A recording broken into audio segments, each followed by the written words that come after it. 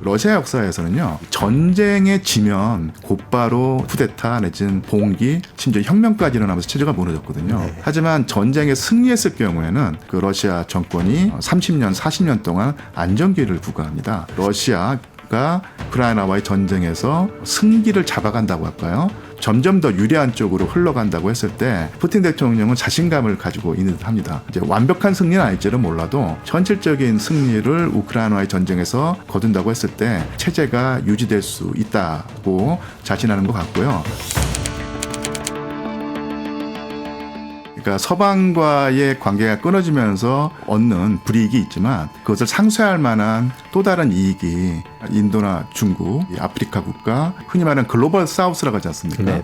그쪽 국가와의 그 관계를 강화하고 협력을 도모해서 충분히 상쇄하고 오히려 플러스로 돌아설 수 있다. 이런 자신감을 가지고 그런 말을 하지 않았는가.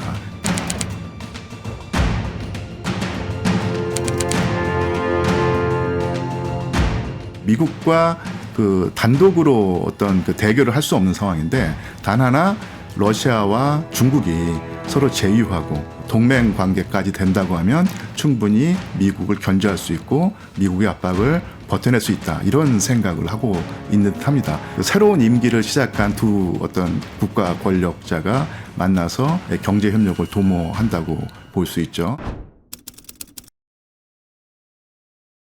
푸틴 대통령이 이제 5번째 임기인데요. 전쟁은 이길 때까지 계속하겠다. 뭐 이런 입장인 것 같습니다. 그렇게 봐야 되겠죠. 예.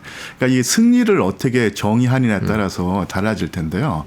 사실은 그 러시아가 그러니까 우크라이나라고 하는 나라 전체를 점령한다든지 아니면 젤렌스키 대통령의 무조건 항복을 받아낸다든지 그러니까 이러면 되게 좋을 텐데 러시아로서는 그럴 만한 역량이 러시아에 없다는 사실을 그러니까 푸틴 대통령도 잘 알고 있을 겁니다.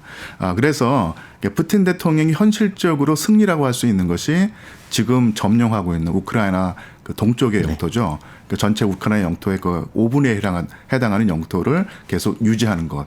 그리고 우크라이나가 그 나토에 가입을 해서 그 러시아의 그 군사적인 위협이 되는 상황을 막는 것. 그래서 이제 최소한 그 우크라이나가 중립 국가로 남는 것. 내지는 군사적으로 완전히 그 쉽게 말하는 그 거덜이 나서 다시는 그 서방의 그 등을 그 힘입어서 그 러시아를 군사적으로 위협할 수 있는 그런 국가로 그 자라나는 것을 막는다는 측면에서 이 정도가 이루어지면은 그 푸틴으로서는 승리를 선언하고 러시아 국민들에게 자기의 업적을 자랑할 수 있는 위치에 서 있을 것이라고 생각을 합니다.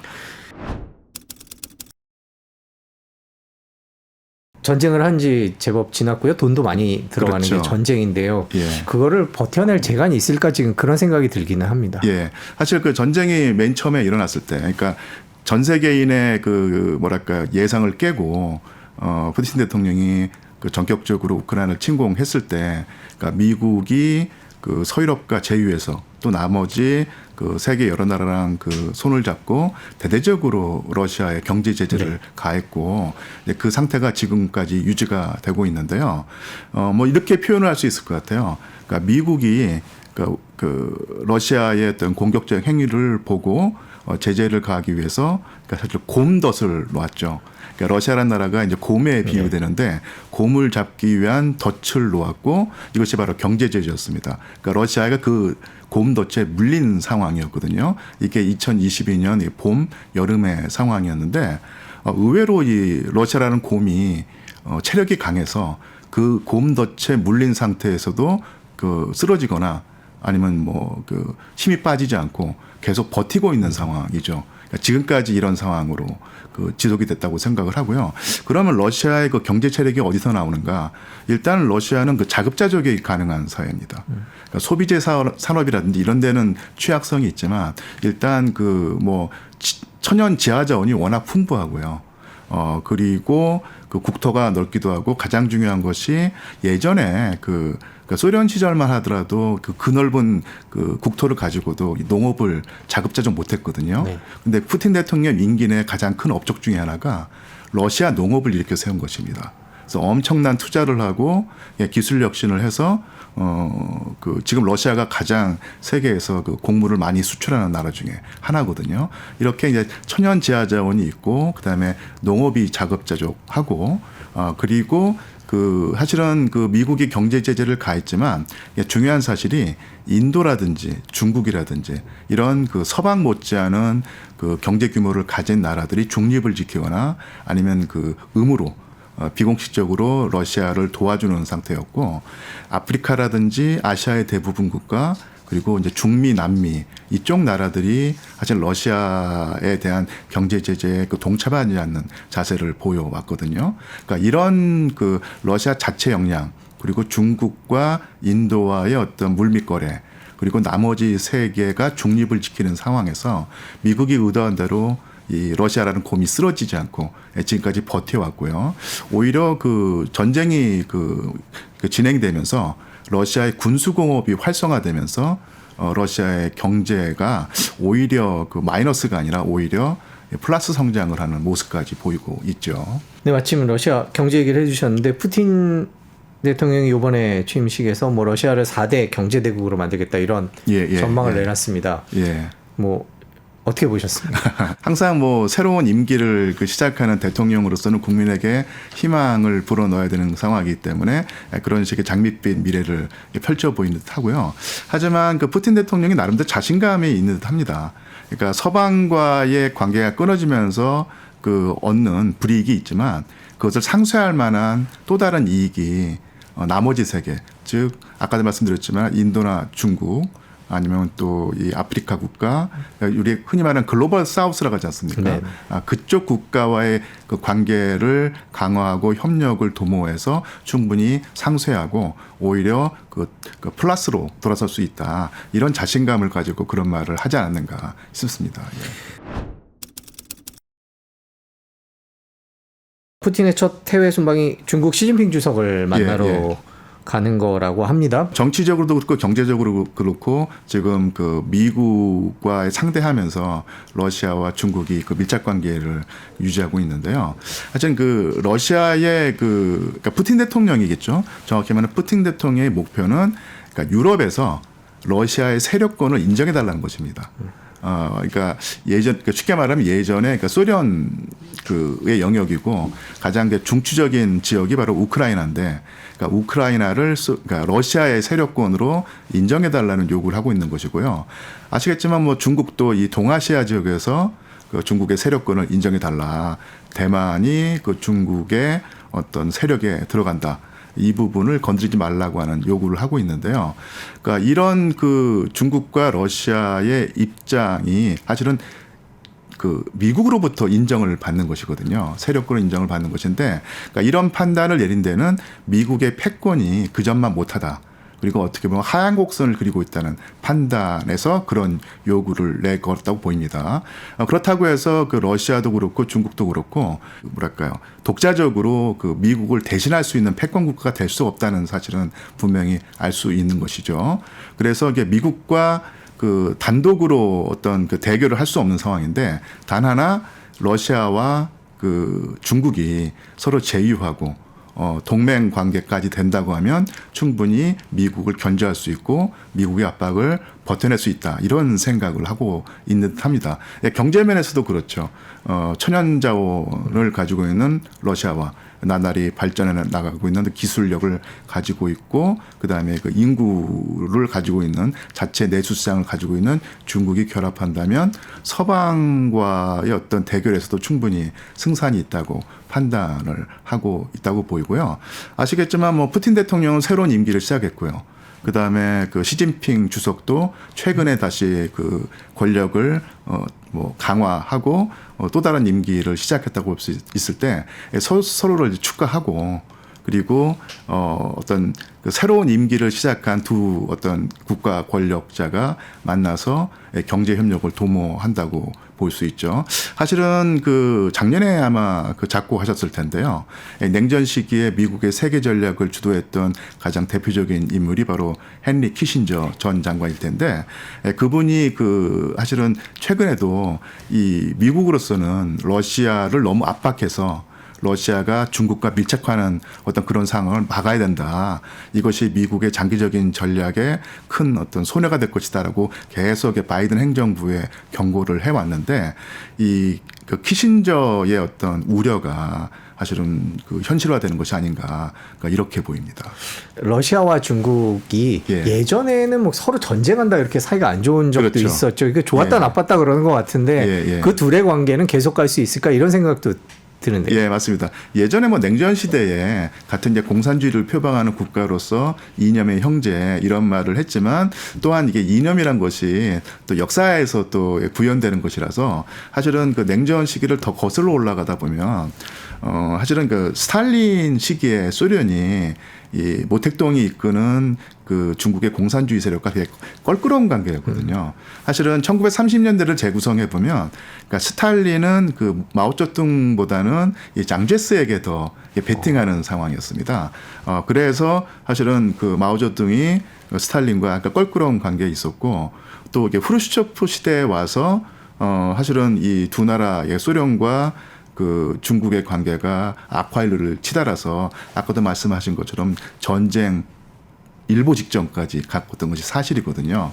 그래서 그 역사적으로 볼 때 러시아라고 하는 제국 그리고 중국이라고 하는 제국은 가까우면서도 또 가깝기 때문에 국경을 맞대고 있기 때문에 껄끄럽고 어떤 어색한 관계에 있었고요.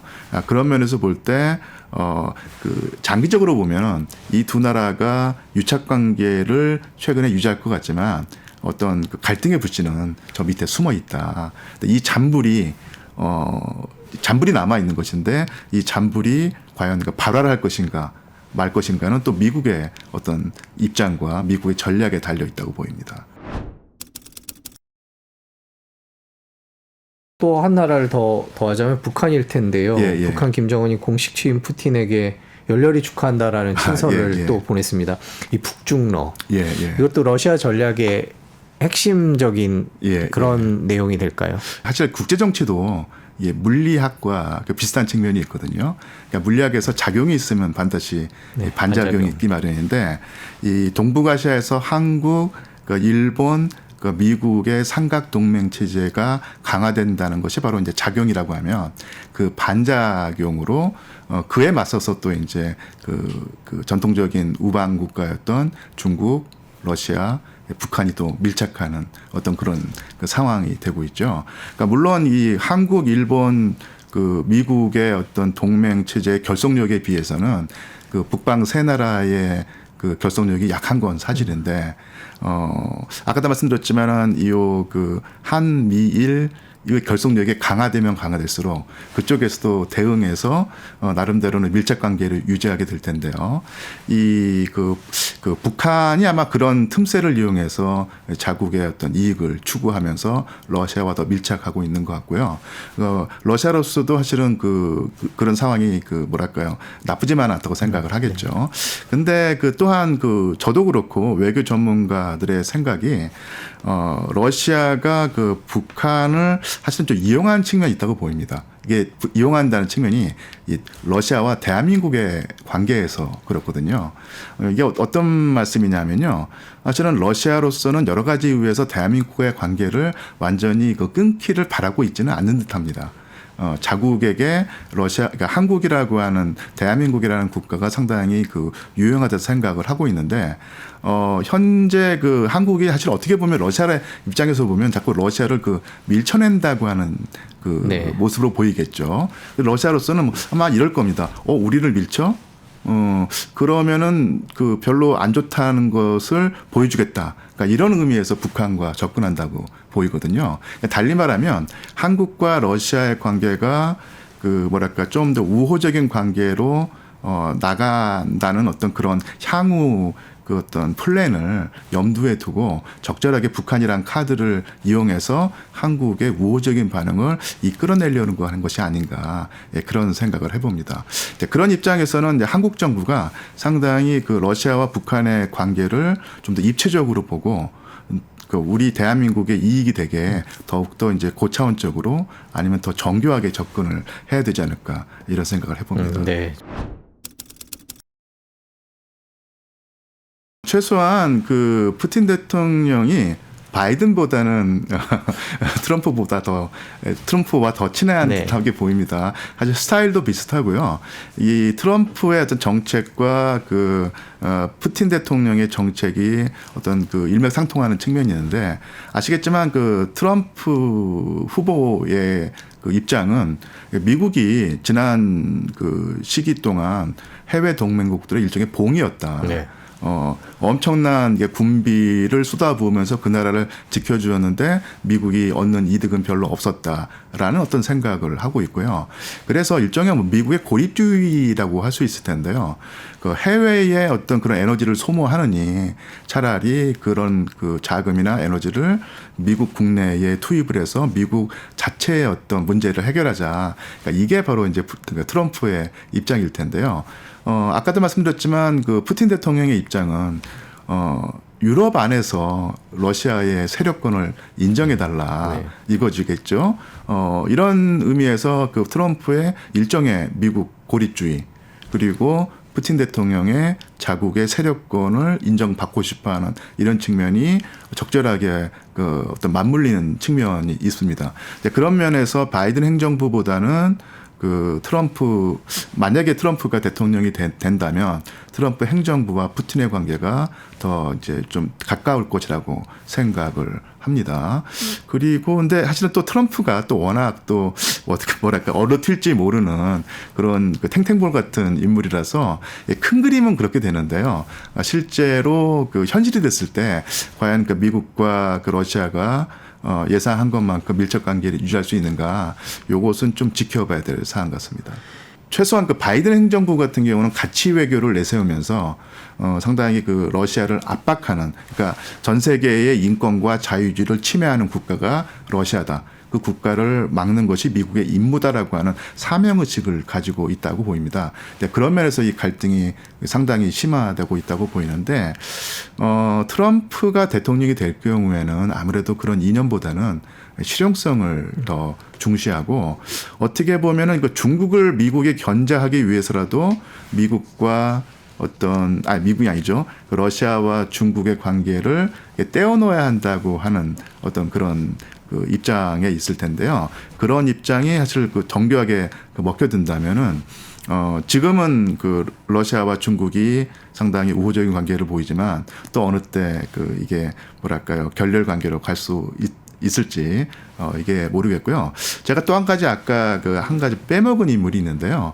혹시 그 국제 정세에 아주 큰 관심을 가지고 지금까지 흐름을 그 파악하신 분들 중에는 이게 빅토리아 놀런드라고 하는 인물을 아마 기억하실 텐데 지금까지 미국이 그 국제 관계에서 상당히 그 강경하고 특히 이제 러시아를 상대로 이게 그 매파 그러니까 서로 그 러시아를 압박하는 정책을 펴왔을 때 그런 정책의 이반자이기도 하고 실행자가 바로 아까 말씀드린 빅토리아 놀런드라고 하는 인물이었습니다. 그러니까 직책은 미국 국무부 차관보라고 하는 어떻게 보면 그 뭐랄까 높은 직책은 아닌데 실제로 그 미국의 대러시아 강경 정책을 펴는 그 선두주자가 바로 빅토리아 놀런드였는데 이 빅토리아 놀런드가 올해 그 봄인가요?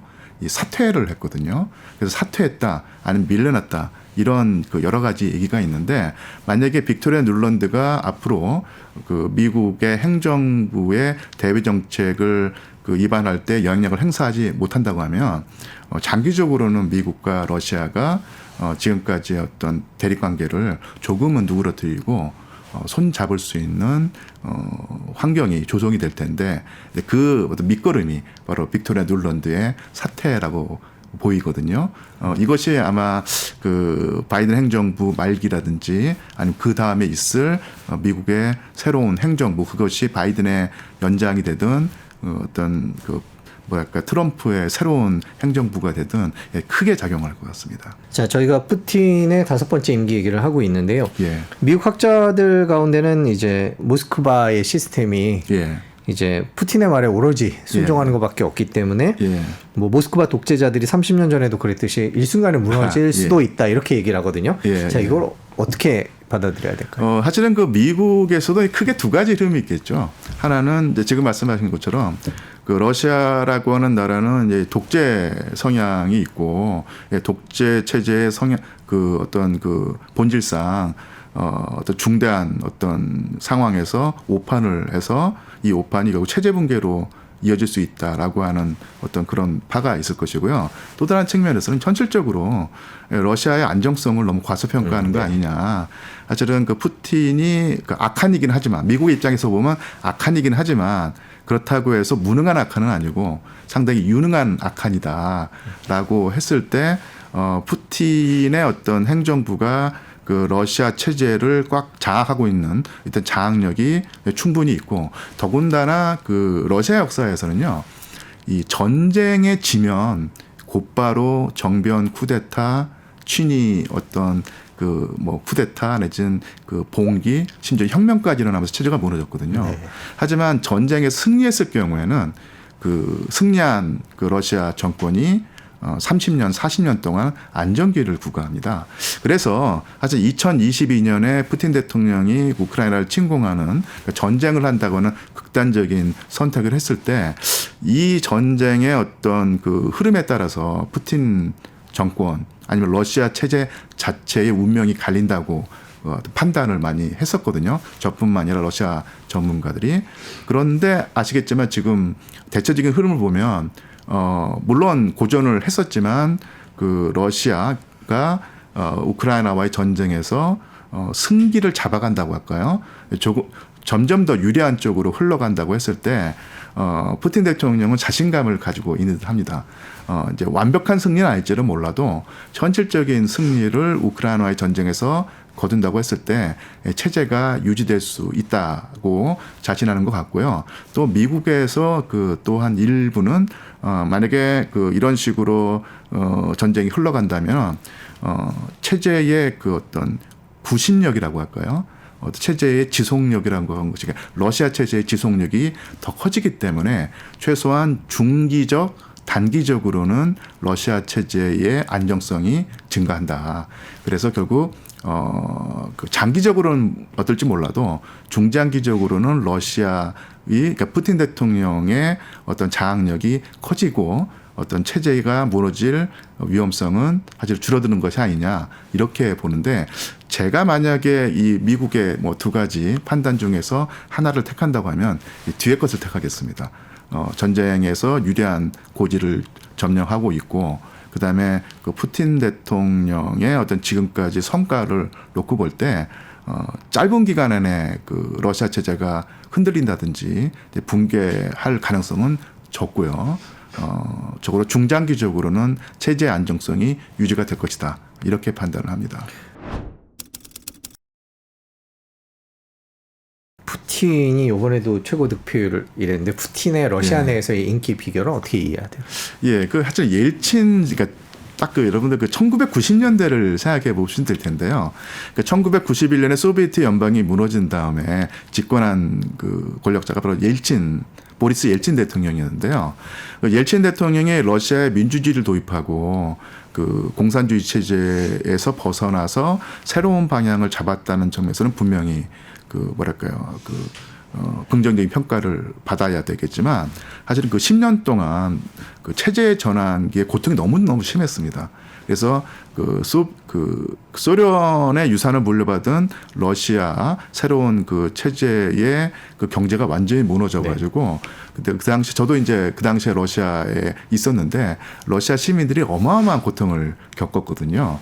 그리고 또 하나가 그 서방에게 특히 미국에게 굴종적인 자세를 취한다고 하는 자괴감이 일반 러시아 국민들에게 상당히 심했던 것이죠.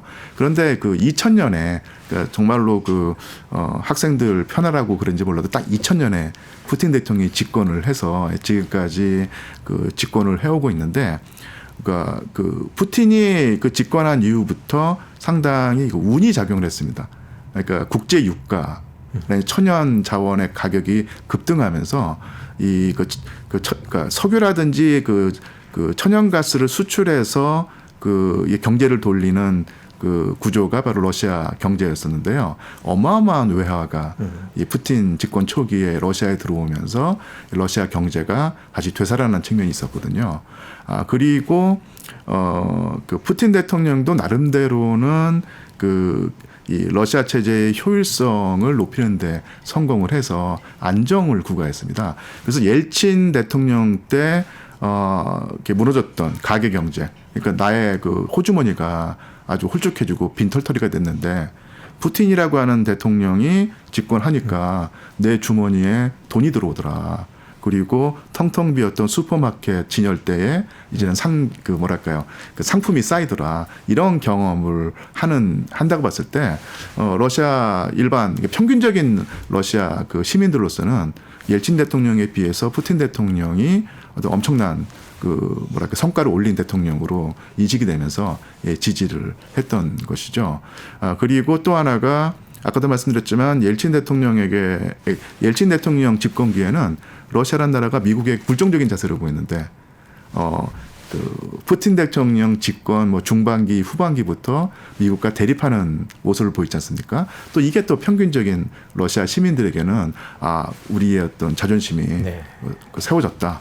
또 그런 자존심을 세우는 또 집권자가 바로 푸틴 아니겠느냐. 그러니까 이런 식으로 그 생각이 되면서 사실은 요번 대통령 선거에서 이 80%가 넘는 지지율은 분명히 약간 여론 조작이라든지 어떤 관건이 개입을 했겠지만 그렇다고 해서 이게 완전히 대통령이 될 수 없는 인물이 대통령이 되는 이런 상황은 아니고 과반수가 넘는 러시아 시민들이 푸틴 대통령을 지지하는 것은 이제 분명한 사실인 듯합니다. 네.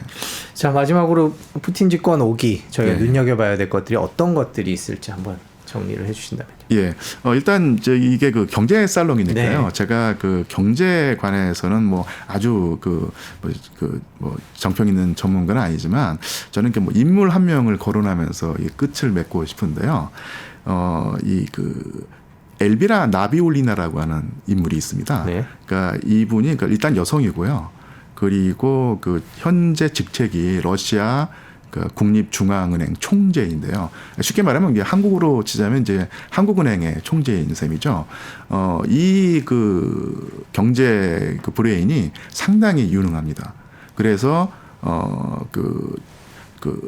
예전에 2014년에 러시아 정부가 흑해 연안의 크림반도를 우크라이나로부터 불법으로 그러니까 강제로 이제 뺏어 가지고 러시아 영토로 삼았을 때 그때 또 한 번 엄청난 제재가 미국이 주도한 제재가 러시아에 가해졌거든요. 그때 러시아 경제가 파탄난다고 예상을 했었는데 러시아 경제 파탄을 저지하고 러시아 경제의 체질을 강화했던 인물이 바로 아까 말한 엘비라 나비울리나였습니다.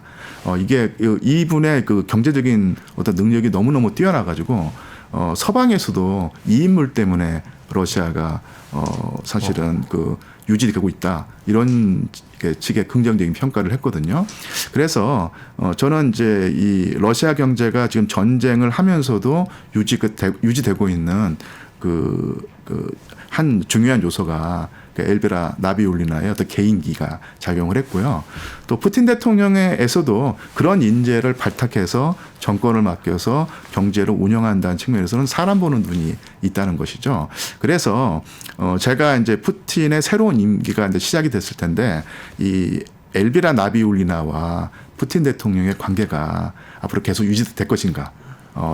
요 측면을 좀 눈여겨 보시면 푸틴 대통령의 경제 어떤 정책이 안정을 구가할 것인가 아니면 새로운 위기에 봉착할 것인가 정말로 많은 요소를 봐야 되겠지만 인적인 요소에서는 나비울리나와 푸틴의 관계가 유지될 것인가 이 측면을 좀 눈여겨 보시면 상당히 유용한 정보가 아닐까 싶습니다. 예. 네, 러시아 푸틴 대통령의 5번째 임기에 대해서 얘기 나눠봤습니다. 오늘 말씀 여기까지 듣겠습니다. 긴 시간 고맙습니다. 예, 고맙습니다. 네.